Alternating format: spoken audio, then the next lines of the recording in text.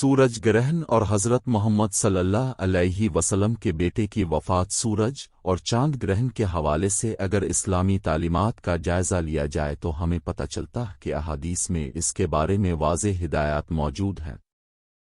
قدیم مذاہب میں سورج گرہن اور چاند گرہن کے متعلق عجیب و غریب قصے مشہور تھے۔ عربوں کے دلوں میں زمانہ جاہلیت کا یہ عقیدہ جمع ہوا تھا کہ کسی بڑے آدمی کی موت سے چاند اور سورج میں گرہن لگتا ہے۔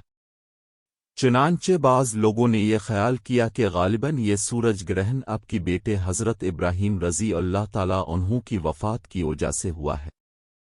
حضور اقدس نے اس موقع پر ایک خطبہ دیا جس میں جاہلیت کے اس عقیدہ کا رد فرمایا۔ رسول اللہ صلی اللہ علیہ وسلم نے فرمایا، سورج اور چاند میں گرہن کسی کی موت کی وجہ سے نہیں لگتا، البتہ یہ دونوں اللہ تعالیٰ کی نشانیاں ہیں، اس لیے جب تم گرہن دیکھو تو نماز پڑھو۔